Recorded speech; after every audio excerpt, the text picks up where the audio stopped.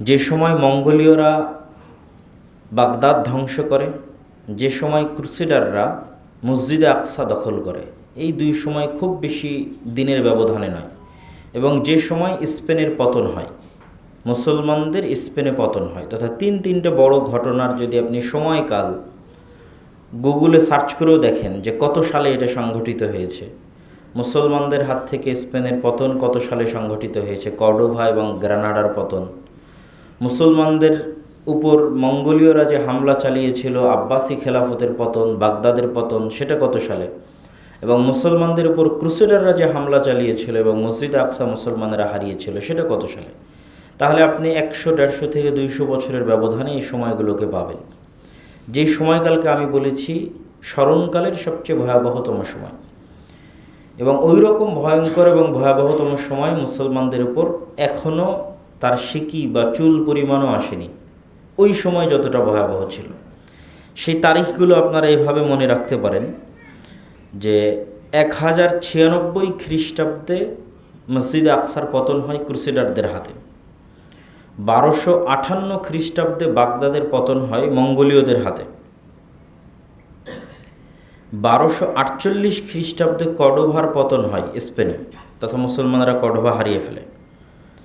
তাহলে এই তিনটে ঘটনা 1000 খ্রিস্টাব্দ থেকে 1200 এবং 1250 খ্রিস্টাব্দ, 200 থেকে 250 বছরের মধ্যে সংঘটিত হয়।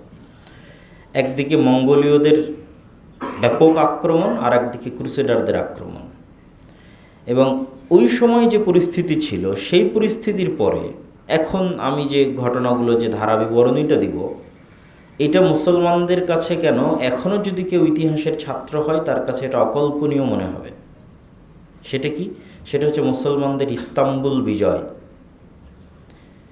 এইটা অকল্পনীয় মনে হবে যদি আপনি ওই সময়ে বসবাস করেন, যে এর পরেও এইরকম ভয়ঙ্কর এবং ভয়াবহতম সময় পার হওয়ার পর মুসলমানের একটা সময় ইস্তাম্বুল বিজয় করবে, এটা অকল্পনীয়।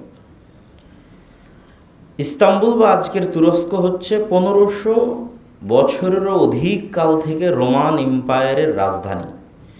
রাসূলুল্লাহ সাল্লাল্লাহু আলাইহি ওয়াসাল্লামের যুগেও রোমান এম্পায়ারের রাজধানী ছিল তুরস্কের কনস্টান্টিনোপল বা আজকের ইস্তাম্বুল। এবং যেই মুহূর্তে মুসলমানেরা ক্রুসেডের যুদ্ধ লড়তেছে, ওই মুহূর্তেও ক্রুসেডারদের হেডকোয়ার্টার হচ্ছে তুরস্কের রাজধানী কনস্টান্টিনোপল। তাহলে এইরকম একটা ভয়ঙ্কর এবং ভয়াবহতম সময় পার করার পর মুসলমানেরা ইস্তাম্বুল বিজয় করবে, এটা অসম্ভব, এটা অকল্পনীয়। কিন্তু যেই দিন বাগদাদের পতন হয় মঙ্গোলীয়দের হাতে, ওই সময়ই আল্লাহ সুবহানাহু ওয়া তাআলা মুসলমানদের দীর্ঘকালব্যাপী যেটা সীমানা ছিল, যেই সীমানা মুসলমানেরা হাজারো বছরে অতিক্রম করতে পারেনি, আবু আইয়ুব আল আনসারি থেকে নিয়ে শুরু করে রাদিয়াল্লাহু তাআলা আনহু, উমাইয়া শাসনামল থেকে শুরু করে নিয়ে আব্বাসি শাসনামল থেকে শুরু করে নিয়ে ওই সীমানা মুসলমানেরা কখনোই অতিক্রম করতে পারেনি। সেটা হচ্ছে সিরিয়া এবং তুরস্কের বর্ডার। এই বর্ডারই মুসলমানদের শেষ সীমানা। এরপরে আর কখনো মুসলমানেরা অগ্রগামী হতে পারে না হাজার বছরে। ওই সময় আল্লাহ সুবহানাহু ওয়া তাআলা ওই সীমান্তবর্তী অঞ্চলে উসমানীয় খেলাফতের বীজ বপন করেন। যেই সময় কর্ডোভার পতন হচ্ছে, যেই সময় বাগদাদের পতন হচ্ছে, যেই সময় মসজিদে আকসার পতন হচ্ছে, সেই সময় এক সীমান্ত, মুসলমানদের এক সীমান্তবর্তী অঞ্চলে উসমানীয় খেলাফতের বীজ বপন করছেন আল্লাহ সুবহানাহু ওয়া তাআলা। তথা একদিকে যেখানে মুসলমানেরা মনে করতেছে হতাশায় নিমজ্জিত, সেই মুহূর্তে আল্লাহ সুবহানাহু ওয়া তাআলা পরবর্তী উত্থানের শুরুটা করতেছেন।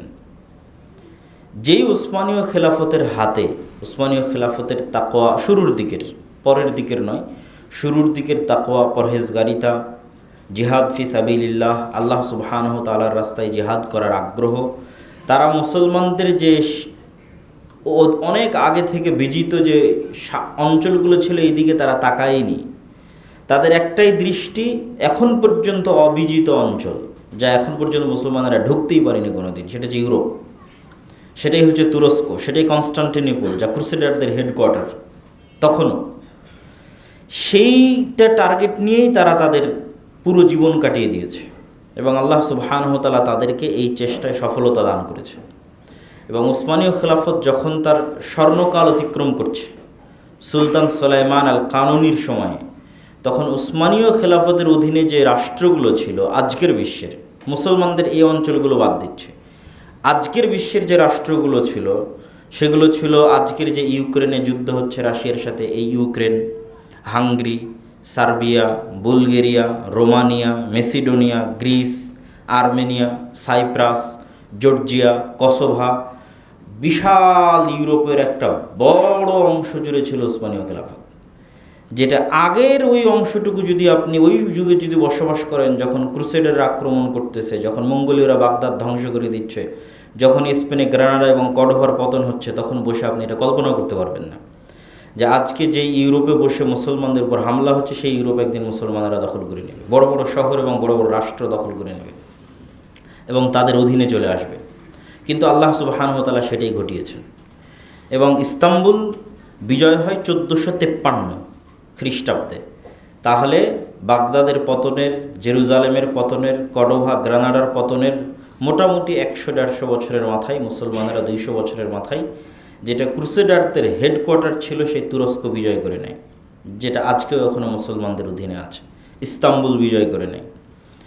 এবং এই ইস্তাম্বুল বিজয়ের জন্য যার হাতে বিজয় হয় তাকে বলা হয় সুলতান মুহাম্মদ আল ফাতেহ। ফাতেহ মানে হচ্ছে বিজয়ী। মুহাম্মদ আল ফাতেহ, তার হাতে আল্লাহ সুবহানাহু ওয়া তাআলা বিজয় দান করেন। এবং তার দৃঢ় সংকল্প ছিল, তার দৃঢ় সংকল্প এবং সাহসিকতা এবং দূরদর্শী চিন্তা ভাবনা এত বেশি ছিল যে তিনি মাটির উপর দিয়ে পর্যন্ত জাহাজ চালিয়ে দিয়েছেন, পানি জাহাজ মাটির উপর দিয়ে। বসফরাস প্রণালী থেকে 70-এর অধিক জাহাজ উঠিয়ে নিয়ে গোল্ডেন হর্নে নামিয়ে দিয়েছেন। প্রায় 3 থেকে 4 মাইলের মতো রাস্তা মাটির উপর দিয়ে জাহাজ চালিয়েছেন, কাঠ দিয়ে, কাঠের উপর তেল দিয়ে, সেই যুদ্ধে বিজয়ের সময়। এবং এটা একটি অবিস্মরণীয় এবং অকল্পনীয় ঘটনা ছিল মুসলমানদের হাতে ইস্তাম্বুলের বিজয়, যা কখনো মুসলমানেরা ভাবতে পারেনি যে এই পরিবেশের পরেও এরকম বিজয় আসতে পারে। তো কেন আমি এই সংক্ষিপ্ত আলোচনা এখানে তুলে ধরলাম? ওই যে সুলতান সালাহুদ্দিন আইয়ুবীর জেরুজালেম বিজয়ের পরে পুনরায় জেরুজালেম হারিয়ে ফেলা, এটার সাথে উসমানীয় সাম্রাজ্যের ব্যর্থতা জড়িত আছে, উসমানীয় খেলাফতের ব্যর্থতা জড়িত আছে।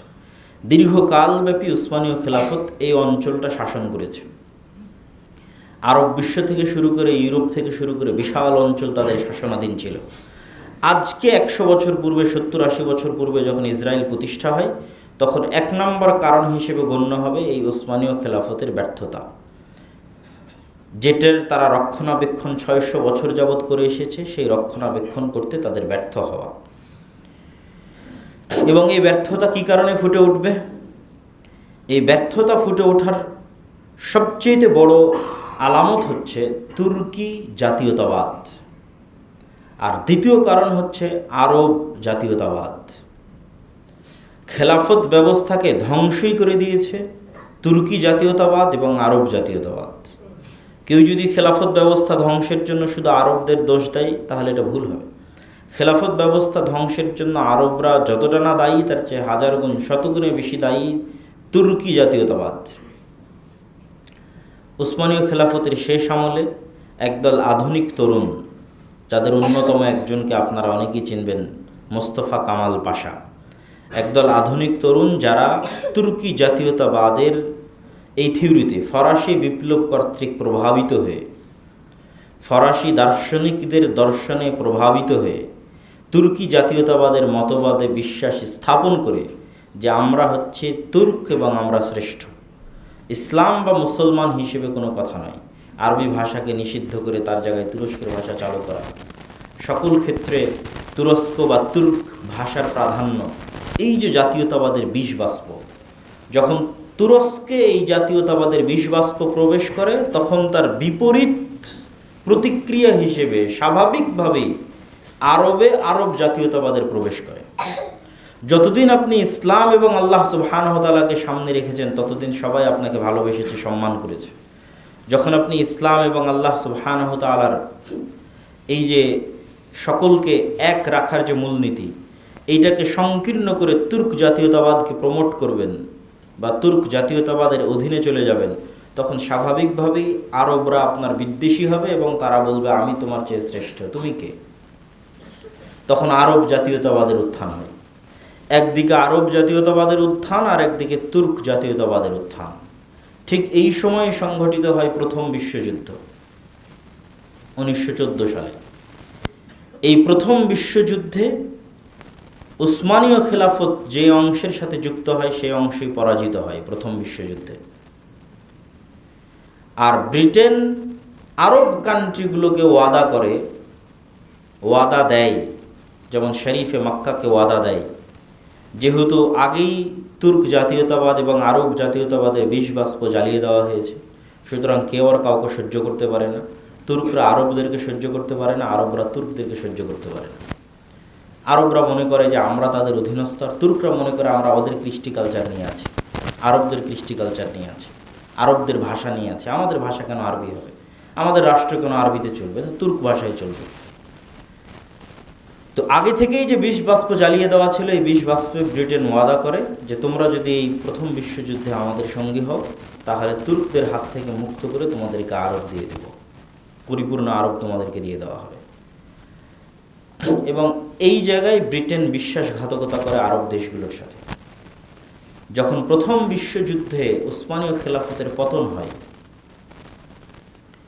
তখন ব্রিটেনের ওয়াদা অনুযায়ী পুরো আরব অঞ্চল মুসলমানদের দিয়ে দেওয়ার কথা, কিন্তু ব্রিটেন তার সঙ্গী সাথীদের সাথে গোটা আরব অঞ্চল ভাগ করে নেয়। সিরিয়া, জর্ডান, লেবানন ভাগ করে নেয়, ফিলিস্তিনও সেই ভাগে পড়ে।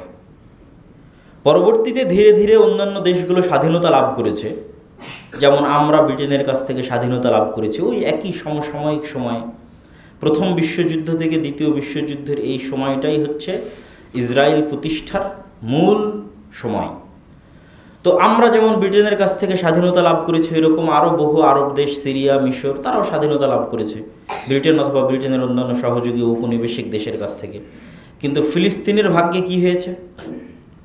যখন আরব মুসলমানেরা বুঝতে পারে যে ব্রিটেন তাদের সাথে বিশ্বাসঘাতকতা করেছে, তখন দ্বিতীয় বিশ্বযুদ্ধের সময়ে আরব মুসলমানেরা সেভাবে ব্রিটেনের সাথ দেয়নি। দ্বিতীয় বিশ্বযুদ্ধ 1938 সালে শুরু হয়। তখন আরব মুসলমানেরা ব্রিটেনের সেভাবে সঙ্গী বা সাথী হওয়ার চেষ্টা করেনি, কিন্তু তার বিপরীতে ইহুদিরা ব্যাপকভাবে ব্রিটেন এবং আমেরিকার সহযোগিতা করেছে, যুদ্ধে অংশগ্রহণ করেছে। ইহুদিদের সম্পূর্ণ আলাদা প্লাটুন ছিল দ্বিতীয় বিশ্বযুদ্ধে ব্রিটেনের পক্ষে লড়াই করার জন্য। এবং দ্বিতীয় বিশ্বযুদ্ধের সবচেয়ে যে ভয়ঙ্কর ঘটনার কারণে ইসরায়েলের তৈরি হয়, সেটি হচ্ছে হিটলারের ইহুদিদের প্রতি অত্যাচার। হিটলার কয়েক লক্ষ ইহুদিকে হত্যা করে জার্মানে, এবং জার্মান থেকে স্রোতের মতো ইহুদিরা শরণার্থী হিসেবে বিভিন্ন দেশে পাড়ি জমায়। তখন আমেরিকা এবং ব্রিটেনের মাথা ব্যথা হয়ে দাঁড়ায় যে এই ইহুদিদেরকে তারা কোথায় জায়গা দিবে। তারা এই বিষ বাষ্প তাদের গায়ে, তাদের শরীরে উঠাতে চায়নি। কেননা পৃথিবীর ইতিহাসে কখনোই, এই শতাব্দীর আগে পৃথিবীর ইতিহাসে কখনোই ইহুদি খ্রিস্টানে ঐক্য হয়নি, বরং ইহুদি মুসলমানে ঐক্য হয়েছে। কিভাবে? আপনি যদি উসমানীয় খেলাফতের ইতিহাস ঘাটেন, তো দেখবেন গোটা ইউরোপে ইহুদিরা অত্যাচারিত হয়ে উসমানীয় খেলাফতে আশ্রয় নিয়েছে। আপনি যদি স্পেনের ইতিহাস ঘাটেন, তাহলে দেখবেন ফ্রান্স, জার্মান ইত্যাদি জায়গায় অত্যাচারিত হয়ে স্পেনের খেলাফতে ইহুদিরা আশ্রয় নিয়েছে। তথা সবসময় ইহুদিদের উপর অত্যাচার করেছে খ্রিস্টানেরা। কেননা তাদের এটা বিশ্বাস যে তাদের নবীকে কে হত্যা করেছে? ইহুদিরা হত্যা করেছে। যদিও আমরা বিশ্বাস করি ঈসা আলাইহিস সালাতু ওয়াস সালাম নিহত হননি, জীবিত আছেন, কিন্তু যেহেতু খ্রিস্টানরা বিশ্বাস করে তাদের নবী নিহত এবং তাদের নবীর হত্যাকারী ইহুদি, সুতরাং তাদের মধ্যে কখনোই ঐক্য হতে পারে না। এটা ইম্পসিবল। এই ইম্পসিবল জিনিসটাই এই যুগে এসে সম্ভব হয়েছে। এবং এই দীর্ঘকালব্যাপী ইহুদিরা বিভিন্ন অঞ্চলে নির্যাতিত হয়ে মুসলমানদের কাছে আশ্রয় নিয়েছে এবং মুসলমানের আশ্রয় দিয়েছে। এটা আপনি ইতিহাসের পাতা খুললেই পাবেন যে মুসলমানের আশ্রয় দিয়েছে। এই জন্য ব্রিটেন আর আমেরিকা কখনোই চায়নি যে এই বিষ বাষ্প তাদের ঘাড়ে নিয়ে যেতে। দ্বিতীয় বিশ্বযুদ্ধের পর তারা এটাকে মোক্ষম সুযোগ হিসেবে ব্যবহার করে যে এদের যদি আমরা আরব মুসলমানদের উপর চাপিয়ে দিই, তো এরা বুঝবে, আর এর সাথে আমাদেরও, যতদিন ইসরায়েল আমাদের সাথে আছে ততদিন আরব বিশ্বের মধ্যে আমাদের একটা প্রভাব থাকবে, অতএব তাদেরকে আরব বিশ্বে জায়গা দেওয়া হোক। তো প্রথম বিশ্বযুদ্ধের পর যেই ঘোষণা ব্রিটেন দিয়েছিল, যেটাকে বেলফোর ঘোষণা বলা হয় 1917 সালে, সেই ঘোষণার পর থেকে নিয়ে ব্রিটেন ফিলিস্তিন ছাড়ার আগ পর্যন্ত মনে রাখতে হবে যে আগে এই ফিলিস্তিনের অধিকারী ছিল তুর্করা। আরবদেরকে ব্রিটেন ওয়াদা দিল যে তোমাদেরকে তুর্ক থেকে মুক্ত করে দেবো, আমাদের সঙ্গে হও।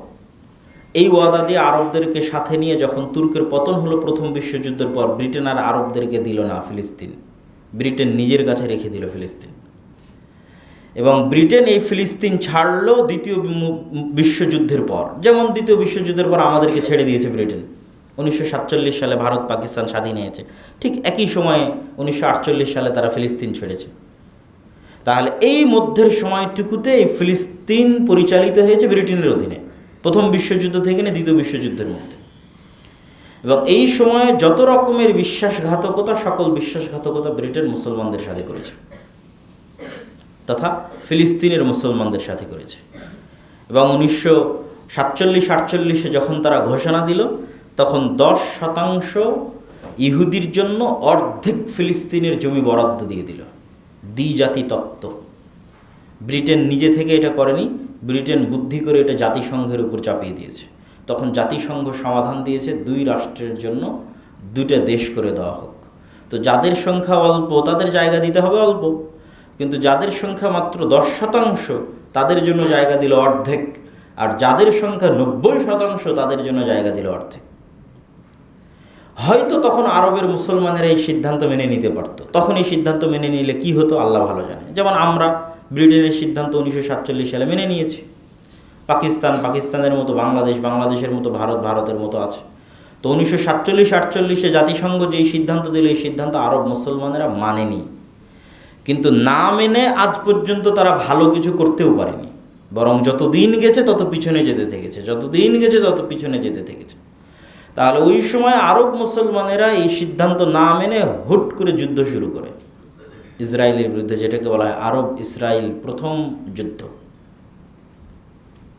যখন জাতিসংঘ এই সিদ্ধান্ত দেয়, তখন এই সিদ্ধান্তের বিরুদ্ধে গিয়ে যুদ্ধ শুরু হয়। এই সিদ্ধান্ত মানা হয়নি, না মেনে যুদ্ধ শুরু হয়।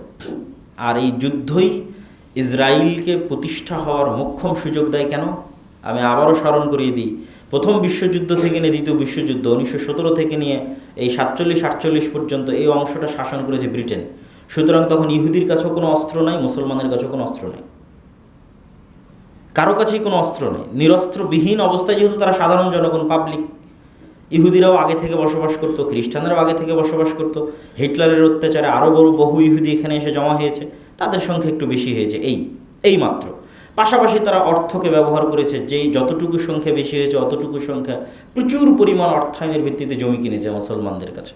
এটা আর একটা কারণ ইসরায়েল প্রতিষ্ঠা হওয়ার, প্রচুর পরিমাণে জমি ক্রয় অল্প সময়ের মধ্যে ওই সময়। তো এখানে যেটা বলতে চাচ্ছি সেটা হচ্ছে কি, নিরস্ত্র ছিল সবাই, কিন্তু যখন আরব এবং ইসরায়েল যুদ্ধ শুরু হলো, তখন ইসরায়েল অস্ত্র পাওয়ার একটা বাহানা তার জন্য তৈরি হয়ে গেল। এবং আগের থেকেই যে সন্ত্রাসী জঙ্গি গোষ্ঠীগুলো ইসরায়েলের মধ্যে ছিল, যারা হয়তো কখনো প্রকাশ্যে আসেনি কিন্তু গোপনে অস্ত্রের ট্রেনিং নিত, গোপনে জঙ্গিবাদ এবং সন্ত্রাসের ট্রেনিং নিত ব্রিটেনের অধীনেই, সেই গোষ্ঠীগুলো প্রকাশ্যে আসার সুযোগ পেল। প্রকাশ্যে এসে তারা অস্ত্র ধারণ করার সুযোগ পেল এবং আমেরিকার নিকট থেকে বাঁচার জন্য সহায়তা চাওয়ার সুযোগ পেল। এবং এই সহায়তা নিতে নিতে আজকে ইসরায়েলের যে অবস্থা, সে অবস্থা তো আমরা দেখছি। কিন্তু যখন শুরু হয় তখন নিরস্ত্র অবস্থায় শুরু হয়েছে। আরব ইসরায়েল যুদ্ধে মুসলমানেরা যদি জয়লাভ করতো, তাহলে হয়তো ইসরায়েল পৃথিবীর বুক থেকে মিটেই যেত সেই দিন। কিন্তু মুসলমানেরা জয়লাভ করতে পারেনি। কেন? এটা একক নেতৃত্বের অধীনে কোনো যুদ্ধ ছিল না। 5-5টা দেশ এই যুদ্ধের মধ্যে অন্তর্ভুক্ত ছিল। কেউ কাউকে বিশ্বাস করতো না, পরস্পরের বিশ্বাসের মধ্যে দুর্বলতা ছিল। আর কারোর মাথায় এটা ছিল না যে আমাকে ফিলিস্তিন আজাদ করে দিতে হবে। যে যার মতো পেরেছে সে তার মতো নিজের জায়গা বাড়াতে থেকেছে। মিশর গাজা দখল করে নিয়েছে, সিরিয়া গোলান মালভূমি দখল করে নিয়েছে, লেবানন তার দিক থেকে জায়গা দখল করে নিয়েছে। মানে তারা তাদের মতো করে জায়গা দখল নিয়ে পরস্পরের মধ্যে দ্বন্দ্ব, মতভেদ, হিংসা, বিদ্বেষ এবং বৈরিতা তৈরি হয়। কে কার চেয়ে বেশি দখল করে নিল, কে কার চেয়ে কম দখল করে নিল। ফলত এই আরব ইসরায়েল প্রথম যে যুদ্ধ, এই যুদ্ধ দ্বিতীয় তৃতীয় কোনো যুদ্ধেই, পরপর 3টে আরব ইসরায়েল যুদ্ধ হয়, কোনো যুদ্ধেই মুসলমানেরা বা আরবরা বিজয় লাভ করতে পারেনি। কেন? এই যুদ্ধগুলোর একটাও আল্লাহ সুবহানাহু ওয়া তাআলার সন্তুষ্টির জন্য একক নেতৃত্বের অধীনে সংঘটিত হয়নি। এই প্রত্যেকটা যুদ্ধই ছিল ব্যক্তি, দেশ এবং জাতীয়তাবাদের স্বার্থকে সামনে রেখে জাতি হিসেবে যুদ্ধ করা হয়েছে। ফলত অবস্থা যা হয়েছে, যতদিন গেছে ততদিন ইসরায়েল শক্তিশালী হতে থেকেছে আর ফিলিস্তিন সংকুচিত হতে থেকেছে। ওই সময় তাও জাতিসংঘ বলেছিল অর্ধেক তোমাদের জন্য, আর এখন তো সেই সিকি পরিমাণও নয়। একটা রাষ্ট্র নামকাওয়াস্তে একটা রাষ্ট্র প্রতিষ্ঠিত আছে, যে রাষ্ট্রের কোনো সেনাবাহিনী নাই, যে রাষ্ট্রের সকল নিরাপত্তা ইসরায়েল তার নিজের হাতে নিয়ে রেখেছে। শুধুমাত্র গাজা ভূখণ্ডটুকু যদি বলা হয় ন্যূনতম স্বাধীনতা, তাহলে ন্যূনতম স্বাধীনতা কিছু থাকলে সেটা গাজা ভূখণ্ডের ছিল। আর এই ভূখণ্ডের দৈর্ঘ্য প্রস্থ কত? অনেক ছোট্ট একটা ভূখণ্ড। আপনি যদি গাজা ভূখণ্ডের দৈর্ঘ্য প্রস্থ দেখেন, তাহলে ঢাকা শহরের চাইতেও ছোট্ট। 360 বর্গ কিলোমিটার, লম্বায় 41 কিলোমিটার, প্রস্থে 12 কিলোমিটার। একটা বন্দি শিবির। এবং এখন যে আক্রমণ ইসরায়েল গাজায় চালিয়েছে, এই আক্রমণ চালানোর শুরুতে তারা গাজার নর্থ সাইড থেকে, উত্তর সাইড থেকে আক্রমণ শুরু করে, যেগুলোতে ছিল বাইত হানুন, বাইত লাহিয়া, এগুলো জায়গার নাম। এবং তাদেরকে বলতে থাকে তোমরা জায়গা খালি করে দক্ষিণে চলে যাও। রাফা, খান ইউনুস, মিশরের সীমান্তবর্তী অঞ্চল হচ্ছে রাফা, খান ইউনুস, সেদিকে চলে যাও। যখন এই দিকের আক্রমণ শেষ হয়েছে, এখন 20-22 লক্ষ মানুষ তাদের বাড়ি ঘর বিহীন অবস্থায় তাঁবু টেনে মিশরের সীমান্তে রাফা অঞ্চলে বসবাস করতেছে। এখন ইসরায়েল বলতেছে আমি রাফাতে হামলা চালাবো, তোমরা এখন রাফা খালি করো। অথচ রাফা হচ্ছে শেষ সীমানা, যেখান থেকে মিশরের বর্ডার ক্রসিং শুরু হয়। তাহলে তাদেরকে আবার কোন দিকে ফিরে যেতে হবে? আবার এই 20-22 লক্ষ মানুষকে রিটার্ন ব্যাক করতে হবে যে দিক থেকে তারা এসেছে, খান ইউনিসের দিকে, বাইত হানুন, বাইত লাহিয়ার দিকে, উত্তর সাইডের দিকে। সম্মানিত উপস্থিতি, তো এই যে ভয়ঙ্কর অবস্থা, ইসরায়েল প্রতিষ্ঠার এই ভয়ঙ্কর অবস্থার আমরা 3টে সারমর্ম কারণ আপনাদের সামনে তুলে ধরতে চাই। 1 নম্বর সারমর্ম কারণ হচ্ছে উসমানী সালতানাত বা উসমানী খেলাফতের ব্যর্থতা, এবং এই ব্যর্থতার সবচেয়ে বড় কারণ হচ্ছে আরব এবং তুর্ক জাতীয়তাবাদের উত্থান। 3 নম্বর ইসরায়েল প্রতিষ্ঠার সবচেয়ে বড় কারণ হচ্ছে ব্রিটিশদের ক্রমাগত বিশ্বাসঘাতকতা। শুরু থেকে নিয়ে শেষ পর্যন্ত ব্রিটিশদের ক্রমাগত বিশ্বাসঘাতকতা। আর 4 নম্বর কারণ হচ্ছে ইহুদিদের সন্ত্রাসবাদিতা, আমেরিকার সহযোগিতা এবং অর্থের ব্যবহার, প্রচুর পরিমাণে অর্থের ব্যবহার। অর্থ দিয়ে মানুষকে গোলাম বানানো যায়। এই পয়েন্টে আরেকটু কথা না বললে এটা অস্পষ্ট থেকে যাবে যে অর্থনৈতিক স্বাধীনতা ছাড়া কখনোই মুসলমান বা ব্যক্তি স্বাধীনতা বা রাষ্ট্রের স্বাধীনতা সম্ভব নয়। আর এই অর্থনৈতিক স্বাধীনতা ধ্বংস করে হচ্ছে সুদী সিস্টেম। একটা মানুষের ব্যক্তিগত অর্থনৈতিক স্বাধীনতা ধ্বংস করে সুদী সিস্টেম, একটা রাষ্ট্রের অর্থনৈতিক স্বাধীনতা ধ্বংস করে সুদী সিস্টেম। এগুলো সকল স্বাধীনতা ধ্বংসের একটা অন্যতম মাধ্যম হচ্ছে সুদী সিস্টেম। এমনকি ইতিহাস প্রমাণ করে যে ফেরাউন যে ইউসুফ আলাইহিস সালাতু ওয়াস সালামের পরবর্তী বংশধরকে গোলাম বানিয়েছিল, যেখানে ইউসুফ আলাইহিস সালাতু ওয়াস সালাম নিজে ছিলেন অর্থমন্ত্রী, এবং অর্থমন্ত্রী থাকায় তিনি সুচারুরূপে ফাইন্যান্স করতেন এবং কল্যাণকামিতা এবং ধন সম্পদের বরকতে রাষ্ট্র পরিপূর্ণ হয়ে গেছিল। সেই ইউসুফ আলাইহিস সালাতু ওয়াস সালামের পরবর্তী বংশধরেরা কীভাবে ফেরাউনের গোলাম হয়। তো ইতিহাসে লেখা আছে, যেমন কারুনের বর্ণনা এসেছে যে ফেরাউনের যুগে একজন ধনপতি ছিল কারুন। তো সে ধনপতি হয়েছিল কীভাবে, এবং এই বানু ইসরায়েলকে গোলাম বানানো হয়েছিল কীভাবে, সেখানে একটা কারণ এসেছে, সেটা হচ্ছে সুদ। সুদের ভিত্তিতে লোন দিয়ে গোলাম বানানো, এবং এটা বিশাল বৃহত্তম অংশকে জাস্ট অন্য আর 10টা কারণের মধ্যে এটা একটি বড় কারণ ছিল যে সুদের ভিত্তিতে লোন দিয়ে তাদেরকে গোলাম বানিয়ে তাদের অর্থনৈতিক স্বাধীনতাকে হরণ করা হয়েছিল। এবং আজকের বিশ্ব, দ্বিতীয় বিশ্বযুদ্ধের পর থেকে নিয়ে আজ পর্যন্ত সমগ্র পৃথিবীতে যেই পরিমাণ সুদী সিস্টেম, নিজাম প্রতিষ্ঠা করা হয়েছে এবং যেই পরিমাণ সুদী ব্যাপকতা প্রচলন ঘটানো হয়েছে, তা মুসলমান দেশগুলো এবং মুসলমানদের জন্য এক প্রকার পরাধীনতার একটি বড় মাধ্যম হিসেবে কাজ করেছে। যেমন ইসরায়েল প্রতিষ্ঠার ক্ষেত্রে করেছে, যেমন ফিলিস্তিন ধ্বংসের ক্ষেত্রে করেছে, তেমন আজও অব্যাহতভাবে এই কারণটি আমাদের জন্য অর্থনৈতিক গোলামি এবং অর্থনৈতিক দাসত্বের কারণ হিসেবে আমাদের কাছে থেকে যাচ্ছে এবং অব্যাহতভাবে আছে। সম্মানিত উপস্থিতি, তাহলে এই সংক্ষিপ্ত আলোচনা থেকে আমরা কি শিখতে পারি? এই সংক্ষিপ্ত আলোচনা থেকে এতটুকু শিক্ষা যে আবারও শুরুর কথায় ফিরে যাই, যে যেই মুহূর্তে বাগদাদের পতন হচ্ছে, জেরুজালেমের পতন হচ্ছে, কর্ডোবার পতন হচ্ছে, তখন কেউ ভাবেনি যে মুসলমানের একদিন ইস্তাম্বুল বিজয় করতে পারবে, কিন্তু তখন আল্লাহ সুবহানাহু তাআলা সেই ব্যবস্থা তৈরি করে রেখেছিলেন। তো আজকে তার ওই মতো খারাপ পরিবেশ তৈরি হয়নি, কিন্তু তারপরও খারাপ পরিবেশ। তার মানে এখানে হতাশার কিছু নাই। আল্লাহ সুবহানাহু তাআলা অবশ্যই হয়তো একদল মানুষ যাদের অন্তর কলুষিত হয়ে গেছে, হিংসা বিদ্বেষে পরিপূর্ণ হয়ে গেছে, সত্য মিথ্যের সংমিশ্রণ ঘটেছে, যেমন আমার ছোট ভাই আব্দুর রহিম যে ত্রাণ কার্যক্রম পরিচালনা করছে ফিলিস্তিনিদের মাঝে, রাফা সীমান্ত, যে আবদুল্লাহ ভাই তুমি যে তোমার বক্তব্যে বলো যে আজকের মুসলমানেরা ধোকায়, মিথ্যাবাদিতাই বনী ইসরাইল হয়ে গেছে, তা আমি ত্রাণ কাজ পরিচালনা করতে এসে দেখছি যে এক মুসলমান আর এক মুসলমানের রক্ত বিক্রি করতে দ্বিধা করে না, রক্ত, সম্মান, ইজ্জত বিক্রি করতে দ্বিধা করে না। তো যাদের অন্তর এরকম কলুষিত হয়ে গেছে তাদের দিয়ে তো আর আল্লাহ সুবহানাহু ওয়া তাআলা বিজয় দিবেন না। বিজয় দেওয়ার জন্য সততা, ন্যায়পরায়ণতা, সাহসিকতা জরুরি। যার মধ্যে সততা নাই, ন্যায়পরায়ণতা নাই, তার হাতে আল্লাহ সুবহানাহু ওয়া তাআলা বিজয় দিবেন না। কিন্তু এরকম সৎ এবং ন্যায়পরায়ণ জাতি আল্লাহ অবশ্যই কোথাও তৈরি করছেন এবং অবশ্যই তৈরি হচ্ছে এবং হবে, যাদের হাত দিয়ে পুনরায় আল্লাহ সুবহানাহু ওয়া তাআলা মুসলমানদের এই বিপদ এবং এই জুলুম, এই অত্যাচার থেকে তাদেরকে রক্ষা করবেন, এতে সন্দেহের বিন্দুমাত্র অবকাশ নেই। আর আমাদের ভুলগুলো থেকে শিক্ষা কি? এই ভুলগুলো থেকে শিক্ষা নেওয়ার অন্যতম একটা শিক্ষার বিষয় হচ্ছে জাতীয়তাবাদ, যা খেলাফতকে ধ্বংস করেছে, যা আজও অব্যাহতভাবে মুসলমানদেরকে ধ্বংস করতে পারে এবং করে যাচ্ছে।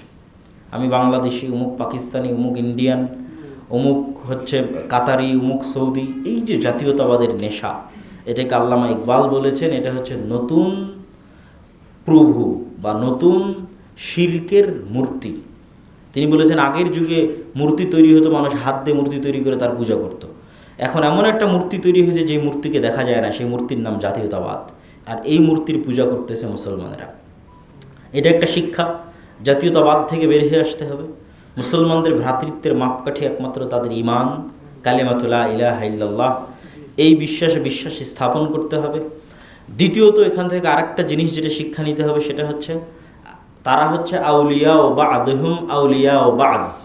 ইহুদি খ্রিস্টানেরা হচ্ছে পরস্পরের মিত্র। তারা কখনোই আপনার প্রতি সন্তুষ্ট হবে না যতক্ষণ না আপনি আপনার দ্বীনকে তাদের জন্য বিসর্জন না দিচ্ছেন। অতএব ব্রিটেনের কথাকে বিশ্বাস করে আরবের মুসলমানেরা যে ভুল করেছে, কখনোই এই ধরনের যারা বিধর্মী আছে, যারা কন্টিনিউয়াসলি চেষ্টা করছে ইসলাম এবং মুসলমানকে দুনিয়ার বুক থেকে মিটিয়ে ফেলার জন্য, তাদের কথাকে বিশ্বাস করে তাদের প্ররোচনায় তাদের ফাঁদে পা না দেওয়া, এটা একটা চরম শিক্ষণীয় বিষয়। তৃতীয় শিক্ষণীয় বিষয় হচ্ছে আল্লাহ সুবহানাহু ওয়া তাআলা উসমানীয় খেলাফতের হাতে যে ইস্তাম্বুল বিজয় করেছিলেন, বাগদাদের পতনের পর, কর্ডোবার পতনের পর, জেরুজালেমের পতনের পর, তার সবচেয়ে বড় মূল কারণ ছিল তাদের একনিষ্ঠতা, তাদের সততা, তাদের ন্যায়পরায়ণতা। তাদের অন্তরগুলো কলুষতা মুক্ত ছিল, হিংসা বিদ্বেষ এবং নিজের ভাইয়ের রক্তে তার হাত রঞ্জিত ছিল না। আর আমাদের অবস্থা কি? আমাদের হাত এবং আমাদের জিহ্বা প্রতিনিয়ত আমাদের ভাইদের রক্তে রঞ্জিত হচ্ছে। আমার ভাই আমার জিহ্বা থেকে নিরাপদ নয়, তাহলে আমি কখনোই একজন সৎ ন্যায়পরায়ণ মুসলমান নই। অতএব সবার আগে আমার জিহ্বাকে কন্ট্রোল করতে হবে, আমার হাতকে কন্ট্রোল করতে হবে, যেন আমি ন্যায়পরায়ণ থাকতে পারি। তাহলে আল্লাহ সুবহানাহু ওয়া তাআলা বিজয় দিবেন এবং নেতৃত্ব দান করবেন। কখনোই সংকীর্ণ অন্তর দিয়ে নেতৃত্ব অর্জন করা যায় না।